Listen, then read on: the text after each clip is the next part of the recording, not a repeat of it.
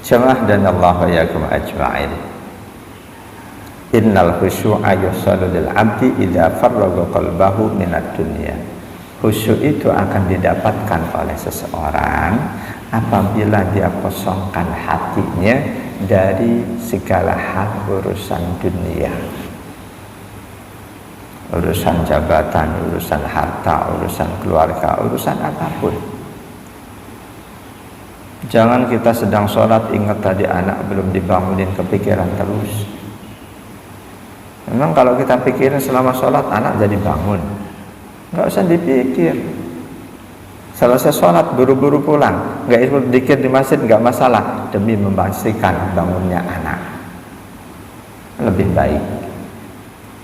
Apalagi saat ini subuhnya malam, jam 4:06 udah subuh.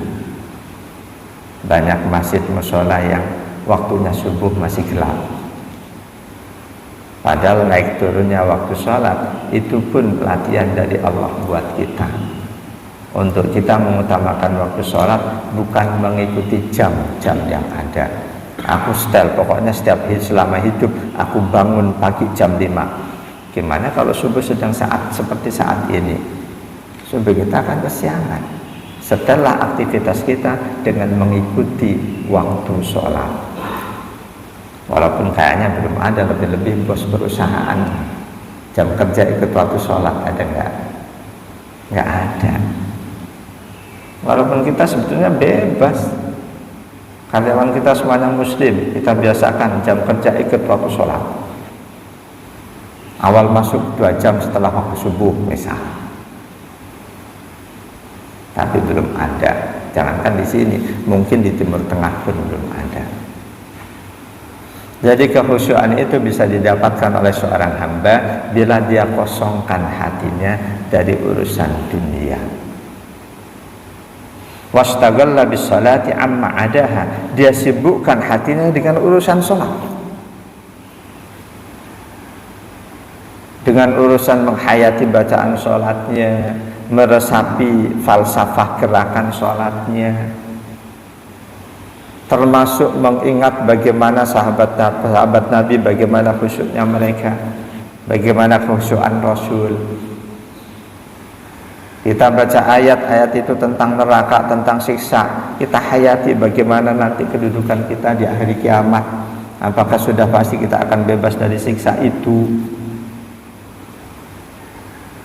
Kosongkan hati dari urusan dunia, sibukkan hati dengan urusan sholat. Fahina idzin takunu sholatu rahatan lahu wa qurrata ain.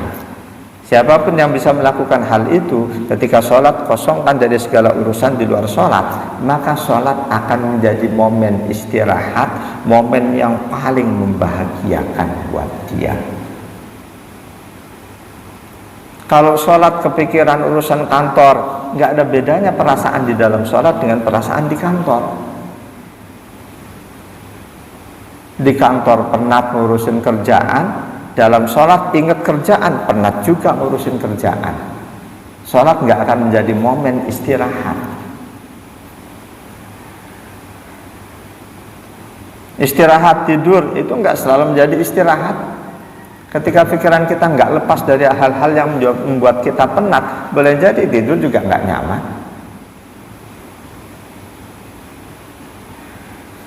Ketika pikiran bisa dikosongkan dari segala hal di luar urusan sholat, full kita mikirin sholat kita, sholat akan menjadi momen istirahat, momen kebahagiaan. Dan itulah yang terjadi pada junjungan kita Rasulullah Muhammad SAW. Dalam hadis riwayat Imam Ahmad, An-Nasai dan Al-Hakim,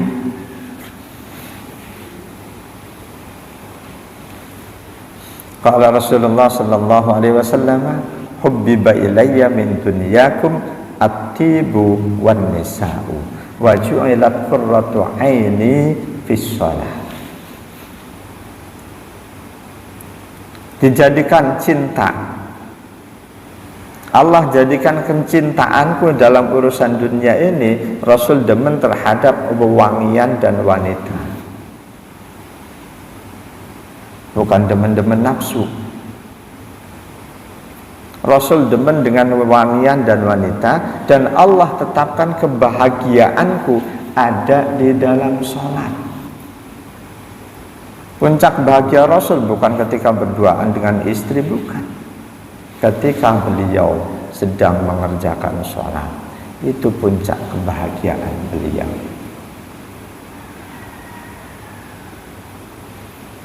Karena itulah ketika Rasul sedang sholat, beliau seolah nggak mau diganggu dengan urusan yang lain. Pernah sahabat Bilal menghadap beliau untuk menyampaikan sesuatu. Saat itu beliau sedang sholat, baru selesai dan akan mengerjakan sholat berikutnya. Hadis riwayat Imam Ahmad dan Abu Dawud. Atas kedatangan sahabat Bilal itu, Rasul sampaikan, "Ya Bilal, arihna bis sholat." Wahai Bilal, biarkan aku menikmati istirahat ini dengan aku mengerjakan sholat. Siapapun umat Rasulullah, ketika sholat sudah menjadi satu kenikmatan, buat orang yang seperti itu, dia tidak akan mempermasalahkan sholat satu rakaat berapa menit. Ketika dia sudah bisa menjadikan sholatnya sebagai satu kenikmatan, dia nggak mempermasalahkan siapa yang jadi imam selama imam itu memenuhi syarat walaupun suaranya nggak indah. Dia punya kiat untuk bagaimana menjadikan sholat ini sebagai satu kenikmatan. Kalau si imam suaranya nggak indah tapi bacaannya benar, dia hayati, dengarkan dan hayati bacaan imam.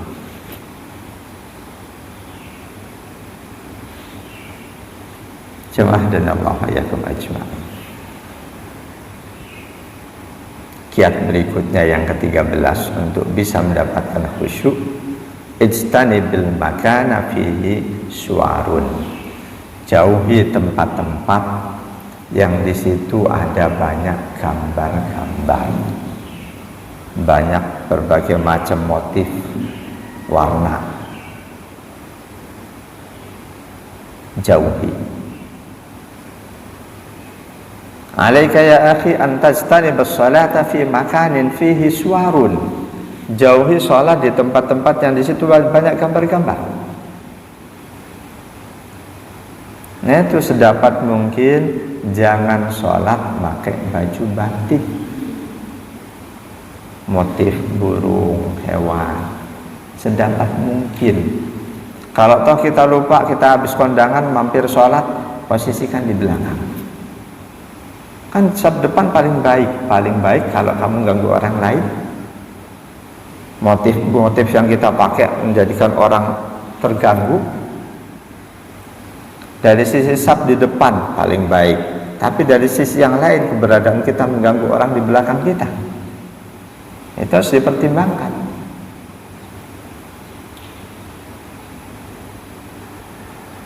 Musannif menganjurkan jauhi sholat di tempat-tempat yang di situ banyak gambar, bukan tanpa dalil. Beliau merujuk hadis riwayat Imam Bukhari 374, ada dua nomor di hadis Sahih Bukhari, satunya lagi 5959. An Anasin radhiyallahu anhu, dari sahabat Anas bin Malik radhiyallahu anhu. Kana kiramun li Aisyata satarat bihi janiba baitihi. Siti Aisyah radhiyallahu anha punya kain konten yang beliau gunakan untuk menutup sisi rumah beliau. Di kain itu ada motifnya, ada gambar-gambarnya, yang kebetulan posisi jendelanya posisi menghadap ke arah kiblat.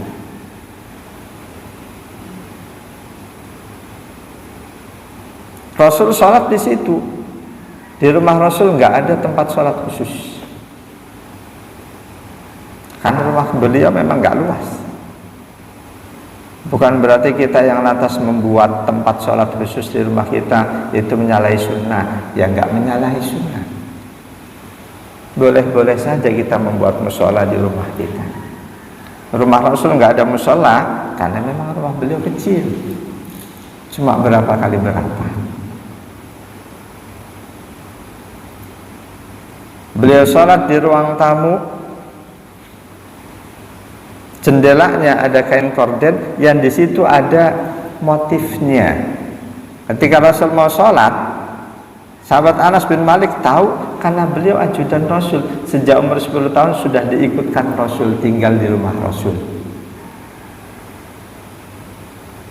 Ketika Rasul mau sholat kok ada kain yang bermotif, Rasul bersabda kepada Siti Aisyah, "Amiti anna kiramaka hadza." Aisyah, singkirkan ini. Korden yang mengandung gambar-gambar ini singkirkan.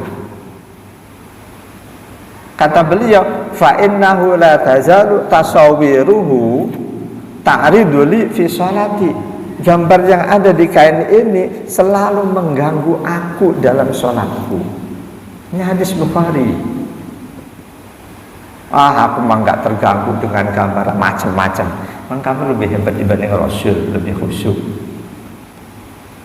Nggak usah sombong. Ini Rasul aja, beliau sholat ada kain yang bermotif, beliau terganggu.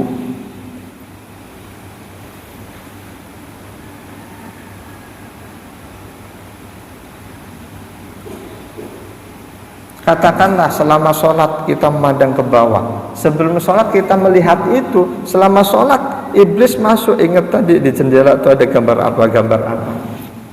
Nggak langsung kita bisa melupakan begitu aja.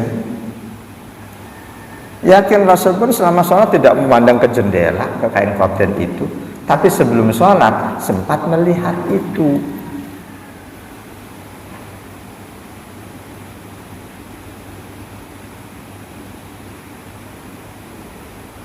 Enggak cuma kain korden, pakaian yang bermotif pun. Wa 'alaika an tastaniba sholata fi saubin lahu a'lamun. Jauhilah salat menggunakan pakaian yang di situ ada gambar-gambar. Kayla yusgiluka an sholat, supaya enggak menyibukkan kita. Menyibukkan pikiran kita, meninggalkan sholat kita.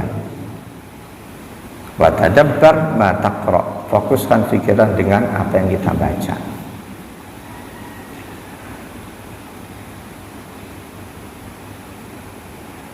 Rasul pernah mengalami make bukan mantel, baju panjang, gamis mungkin maksudnya, tapi dalam hadisnya ini khamisah. Khamisah artinya itu mantel. Kalau komis itu gamis. Ini hadisnya Bukhari Muslim. An Aisyah radhiyallahu anha. Dari Aisyah radhiyallahu anha, anna Nabi sallallahu alaihi wasallam shalla fi khamisatin laha a'lam. Nabi pernah mengerjakan sholat pakai baju panjang, gamis, yang di baju itu ada tanda-tanda a'lamun, apa gambar atau apa. Fana doro ila a'lamiha nadratan. Rasul sekali pernah memandang gambar itu dalam sholat beliau. Mandang sesaat, Allahu Akbar. Sesaat mandang lalu beliau fokuskan. Falamman sarafa, ketika beliau selesai sholat, beliau berkata langsung, syagolatni a'lamu hadi. Gambar yang ada di bajuku ini mengganggu aku, mengganggu konsentrasi pikiranku. Idhabu biha ila Abi Jahmin. Tolong kamu bawa bajuku ini ke Abu Jaham, seorang penjahit. Wa atuni bi ambijaniyatihi. Mintakan pada dia untuk bajuku ini diganti dengan baju lain yang cukup terbuat dari bulu, yang di situ enggak ada gambar-gambarnya. Fa innaha alhatni an sholati. Baju seperti ini yang mengandung gambar-gambar melalaikan aku dari sholatku. Imam Bukhari 373, 752, juga Imam Muslim. Jadi Rasul orang tertinggi dalam hal kekhusyuan masih terganggu oleh gambar-gambar kain gorden, baju, apalagi kita. Yakin ini upaya-upaya untuk supaya kita bisa lebih khusyuk. Banyak orang-orang yang demen pakai baju batik, sengaja, termasuk almarhum abang saya. Kadang saya tanya, Mas, apa nggak takut makmum Mas terganggu lihat baju? Ya nunduk, jangan lihat ke baju. Ya sudah, lain kali ngomong lagi.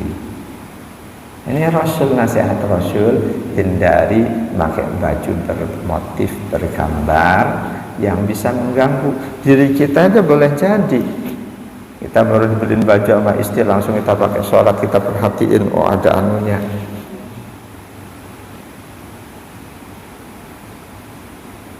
Jadi Rasul sangat memperhatikan sholat beliau. Hal-hal kecil yang bisa mengganggu konsentrasi beliau, beliau usahakan untuk dijauhi. Sudah tentu kita sebagai umat yang mengaku cinta beliau dan ingin selalu mencontoh beliau, hal-hal seperti ini harus kita praktikkan.